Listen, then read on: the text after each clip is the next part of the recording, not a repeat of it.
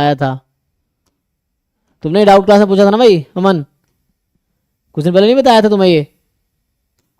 हाँ फिर दोबारा क्यों सर। पूछे? हम्म, इसलिए इसको कर लिए थे, सिर्फ वाई का डिस्ट्रीब्यूशन वो समझ नहीं आ रहा था, नॉर्मल 0 1। क्योंकि लेस देन जीरो पे ये तो होता है ना कि -x और x सेम फॉलो करता है नॉर्मल 0 1। पर सर रेंज इसका -इंफिनिटी से इंफिनिटी नहीं है ना, लेस देन 0 पे। क्यों नहीं है? सिर्फ वही समझ नहीं आ रहा था कि बाई कैसे फॉलो कर, सॉरी, -x1 कैसे फॉलो करेगा ये नॉर्मल 0 1, और वो CDF मेथड भी। मतलब x1 अगर नॉर्मल 0 1 है तो -x1 का डिस्ट्रीब्यूशन क्या होगा? यहाँ x1 का सपोर्ट क्या है? यहाँ तो -इंफिनिटी से इंफिनिटी। हाँ, कहाँ डाउट है? अगर y1 में खोलूंगा तो क्या दिक्कत आएगी?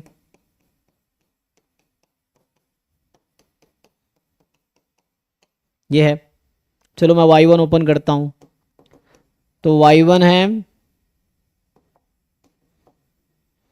सिग्नम x1 वहाँ डिफाइंड है, तो y1 होगा -x1 जब x2 नेगेटिव है, y1 होगा 0 जब x2 0 है, y1 होगा x1 जब x2 पॉजिटिव है। अब बताओ मुझे कहाँ दिक्कत है? माइनस एक्स, यहीं पे सर। तो हाँ। यहाँ x2 नेगेटिव होने से x1 को क्या इफेक्ट पड़ रहा है? तुम्हें कैसे पता कि -x1 पॉजिटिव होगा या नेगेटिव होगा? How do you know? इसमें कहाँ लिखा है कि -x1 नेगेटिव ही होगा या पॉजिटिव ही होगा? ऐसा कुछ लिखा है? ये तो x2 के बारे में कह रहा है, तो x2 x1 तो इंडिपेंडेंट रैंडम वेरिएबल है। हाँ सर, हो गया।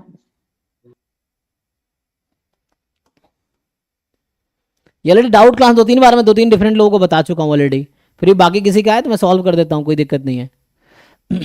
तो देखो इसमें क्या है, ये तो सिंपल एक रिजल्ट है, ये ट्रांसफॉर्मेशन से प्रूव हो जाएगा। y बराबर -x लेंगे फॉर्मूला लगा के, ट्रांसफॉर्मेशन से प्रूव हो जाएगा। लेकिन उसके लिए ट्राई करके देखो, और ट्राई करो जहाँ पे डिफिकल्टी आ रही पूछो कि वहाँ डिफिकल्टी आ रही है ना। तो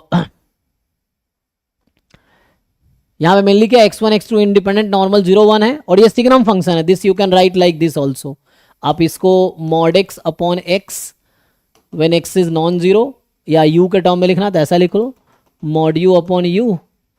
सो mod u, this you can write mod u upon u when u is non zero, zero when u is zero, है ना। इसको ऐसा भी लिख सकते हैं, जो कि 11 12 में भी था ये। सो नाउ मेनली क्या है कि ये y1 मैंने लिख दिया, तो मैं y1 का CDF निकालता हूं। देखो, सो y1 का जब CDF निकालेंगे, CDF of y1 at y, तो according to definition y1 less than equal to y होगा। सो यहां से आएगा प्रोबेबिलिटी। अब यहाँ दो केसेस हैं, मान लो ये E1 ये E2, हम लोग बीच वाले केस को इग्नोर कर सकते हैं क्योंकि इसकी प्रोबेबिलिटी जीरो है। कॉन्टिन्यूअस रैंडम वेरिएबल किसी पर्टिकुलर पॉइंट पे प्रोबेबिलिटी जीरो होती है, तो हम लोग इसको इग्नोर कर सकते हैं, we can ignore this condition. तो मतलब इसकी ज़रूरत नहीं है यहाँ पे। मेनली दो केस है, ये E1 इवेंट मान लो, ये E2 इवेंट मान लो, तो हम इसको लिख सकते हैं टोटल प्रोबेबिलिटी थ्योरम यूज करके, this when x2 is negative और y1 less than equal to y when x2 is positive. ये हमने टोटल प्रोबेबिलिटी यूज किया कि probability of event A is equal to probability summation A intersection EI, I from 1 to n summation में। तो theorem of total probability, ये E1 E2 जो है partition है सैंपल स्पेस का, क्योंकि है ना E1 या तो x2 लेस देन जीरो होगा या मोर देन जीरो होगा। E1 प्लस E2 की प्रोबेबिलिटी 1 होनी चाहिए, वो तो है यहाँ पे।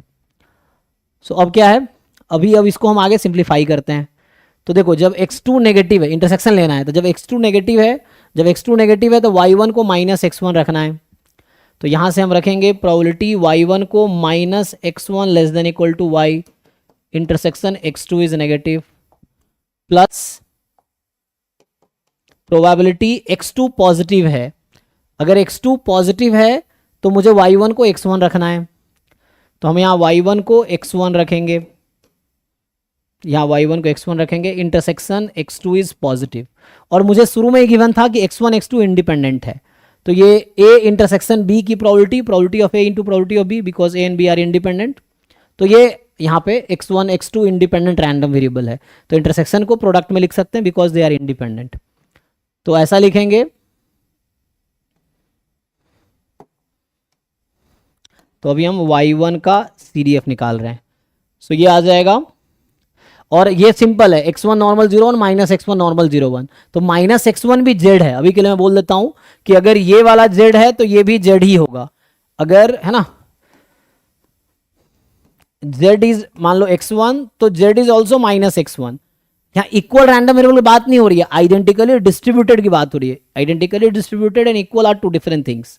सो मैं ये नहीं कह रहा हूं कि x और minus x equal random variable है, दोनों आइडेंटिकली डिस्ट्रीब्यूटेड है, इक्वल नहीं है, डिफरेंट रैंडम वेरिएबल से जिसका डिस्ट्रीब्यूशन इक्वल है। सो मतलब z x1 है तो z माइनस x1 भी है, इन द मतलब डिस्ट्रीब्यूशन पर्सपेक्टिव से, कि दोनों का डिस्ट्रीब्यूशन कॉमन है, रैंडम वेरिएबल अलग अलग है। तो अभी के लिए मैं ऐसा लिखता हूं कि डिस्ट्रीब्यूशन कॉमन है, तो y1 को अलग अलग पहले है ना, तो इसको सेपरेट करो, e1 इंटू e2 को अलग अलग करते हैं। अब x2 लेस देन 0 हाफ होगा, क्योंकि ये नॉर्मल 0 1 है, मीन इसका 0 है, तो less than 0 half, more than 0 half, mean median mode.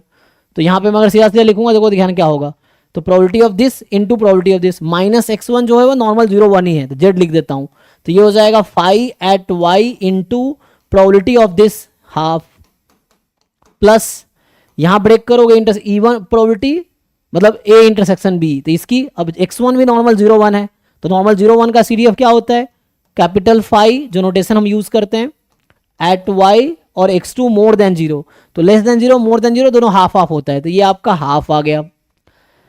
अब यहां से क्या समझा, दोनों को ऐड कर लो, तो हाफ हाफ है ना, कॉमन ले लो तो सेम ही है ना, तो ये फाइनली फाई ऑफ y आ गया। अब फाई किसका CDF होता है, नॉर्मल 0 1 का, जो हमने यूज किया अभी, तो ये y1 का CDF और नॉर्मल 0 1 का CDF सेम हो गया, तो इसका मतलब है कि ये जो y1 है ये भी z1 ही हो गया, मतलब z ही हो गया, z मतलब यूनिफॉर्म सॉरी नॉर्मल 0 1 हो गया, तो y1 भी नॉर्मल 0 1 ही है actually. In the similar way बिल्कुल पैरेलली आप दिखा सकते हो, जैसे मैंने y1 को दिखाया वैसे ही आप दिखा सकते हो कि y2 भी नॉर्मल 0 1 होगा, तो y1 नॉर्मल 0 1 है, एंड सेम तरीके से y2 भी नॉर्मल 0 1 है। अब पूछा है कि कोरिलेशन कोएफिशिएंट बताओ y1 y2, अच्छा अल्फा है, तो alpha is correlation coefficient between y1 and y2, तो alpha is covariance between y1 and y2, ठीक है, upon root under variance of y1 variance of y2, ठीक। अब इसको y1 y2 क्या है हमारे पास, y1 y2 नॉर्मल 0 1 है, ठीक है, बट दोनों इंडिपेंडेंट नहीं है, ठीक है ना, ध्यान रखना इंडिपेंडेंट नहीं है। इंडिपेंडेंट इसलिए नहीं है क्योंकि y1 में x1 x2 दोनों इन्वॉल्व है, y2 में भी x1 x2 दोनों इन्वॉल्व ओपन करते तो यहाँ पे मतलब कहने का मतलब y1 x1 के टर्म में जब x2 ऐसा हो रहा है, तो मतलब y1 y2 are not independent, क्योंकि वो इसलिए मतलब कोवेरिएंस निकाल रहे हैं ना, मतलब कोरिलेशन कोएफिशिएंट निकाल रहे हैं, तो अगर इंडिपेंडेंट होगा तो 0 आ जाएगा। वो देखते हैं क्या आता है। तो यहां से अगर प्रोसीड करें हम लोग, तो alpha is equal to, covariance को खोलो, expectation of y1 y2 minus expectation of y1 into expectation of y2 upon, चूंकि y1 y2 नॉर्मल 0 1 है, तो ये 1 1 हो गया, तो गायब हो गया, तो इसको लिखने की कोई ज़रूरत नहीं है अब, क्योंकि 1 1 हो गया ना, 1 1 तो रूट 1 हो गया। अब ये 0 0 हो गया, तो अल्फा यहाँ से आ गया expectation of y1 into y2। अब y1 क्या था, ये देखो y1 है ना, ये इस टर्म में लिखते हैं मॉड यू अपॉन यू, तो y1 क्या था, x1 signum function of x2, तो ये होगा x1 into signum function of x2, ये y1 था जो क्वेश्चन में गिवन था। y2 क्या था, x2 signum function of x1, ये है x2 signum function of x1। और मैंने क्या कहा, जीरो वाला कंडीशन को इग्नोर किया जा सकता है, ये जो जीरो वाला कंडीशन है ना, दैट कैन बी इग्नोर्ड, इस वाले कंडीशन को तुम इग्नोर कर सकते हो, क्योंकि है ना किसी continuous random variable equal to zero है, प्रोबेबिलिटी जीरो होती है, तो उसकी कोई ज़रूरत नहीं है ना, उसकी मेजर जीरो है, प्रोबेबिलिटी जीरो है। तो मेनली तुम ये लिख सकते हो सीधा सीधा। तो यहाँ मेरा बताने का पर्पस ये है कि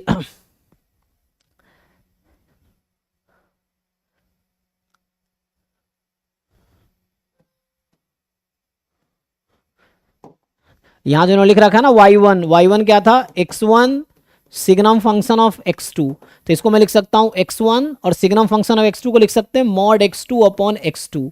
एंड सेम तरीके से जो y2 मुझे क्वेश्चन में गिवन है कि x2 signum function of x1, x2 signum function of x1, so it is x2 time mod x1 upon x1। Directly मैं लिख सकता हूं क्योंकि प्रोबेबिलिटी उसकी जीरो है, तो वो हमें क्वेश्चन में इफेक्ट नहीं करेगा, ठीक है। तो ये लिख दो, अब इसको वहां पुट कर दो। तो यहां पे अगर मैं पुट करूंगा तो अल्फा क्या आएगी, तो एक्सपेक्टेशन ये है x1 और सिग्नम फंक्शन ऑफ x2 का मतलब है मॉड x2 अपॉन x2 और x2 x1 का मतलब है मॉड x1 अपॉन x1। सो यहां से क्या हो गया, ये x2 कट गया, x1 कट गया, तो बचा हमारे पास expectation of mod x2 mod x1। और लेक्चर ऐसे रिकॉर्डेड रहता है, तो ऑलरेडी मैं 2-3 बार सॉल्व कर चुका हूं, तो वहां जाके भी देख सकते हो। और जरूरी नहीं कि एक बार मैंने सॉल्व किया तुम्हें समझ आ भी जाए, तुम ऑनेस्टली भी बोल सकते हो कि मुझे पिछली बार समझ नहीं आया, दोबारा बता दो, तो मुझे बताना ही है, ये चीज़ें हैं। लेकिन कम से कम है ना, बताना पड़ेगा तुम्हें, जरूरी थोड़ी कि एक बार में समझ ही आ जाएगा सब कुछ तुम्हें, तो दोबारा पूछो, लेकिन ये बोलो कि समझ नहीं आया पहली बार, है ना। ऑनेस्ट रहोगे लाइफ में आगे जाओगे, प्रिटेंड करोगे तुम इंटेलिजेंट हो और एक्चुअली इंटेलिजेंट नहीं हो तो एग्जाम में दिख जाएगा। तो प्रिटेंड करने से नहीं होगा, एक्चुअली में होने से होगा, है ना। तुम अक्सर देखते होगे जो गरीब लोग हैं अमीर दिखने की कोशिश करते हैं, जो अमीर है वो दिखाते नहीं, क्यों दिखाएगा भाई, वो अमीर है तो उसको क्यों दिखाना है कि वो अमीर है। और जो गरीब होते हैं वो दिखाते हैं कि हम अमीर है। ऐसे तुमने देखा होगा आसपास छपरी लोगों को कि उसके पास है कुछ नहीं, लेकिन EMI पे फोन लेंगे, बाइक लेंगे, कार लेंगे, जस्ट टू प्रिटेंड कि वो अमीर है। तो वैसा होता है, उस तरह की चीजें हैं। तो जो है उसको दिखाना नहीं पड़ता है ना। तो अगर तुम हो तो तुम्हें दिखाना नहीं पड़ेगा, जो नहीं है वो दिखाता है, फिर वैसी वाली चीजें हैं, तो वो समझना है तुम्हें। तो जैसे मान लो कोई चीज़ समझ नहीं आया आप में से किसी को भी, तो आप ऑनेस्टली बोलो कि मुझे पिछली बार समझ नहीं आया, दोबारा कराओ, उसमें क्या है, आपने फीस इसलिए पे किया ना, पर तुम्हें बताना पड़ेगा ना सच्चाई क्या है, ये चीज़ें। एनीवे इसका फॉर्मूला होता है, सो यहाँ से क्या आता है, रूट अंडर 2/पाई ना, ऐसा कुछ फॉर्मूला था, रूट अंडर 2/पाई, तो यहाँ से 2 अपॉन पाई आंसर है इसका। सो अल्फा की वैल्यू यहाँ से आ गई हमारे पास कि अल्फा बराबर 2/पाई और रूट पाई अल्फा पूछा है, 2 हो गया, दिस इज द आंसर। तो ये क्वेश्चन आंसर है। देखो अब किसी को डाउट है पूछो, जहां जिस पॉइंट में डाउट है पूछो। तो यहां से हमें यही चाहिए था, अरे भाई इसको क्या हो गया, ठीक है। सो पाई अल्फा इज 2 जो पूछा था इस क्वेश्चन में।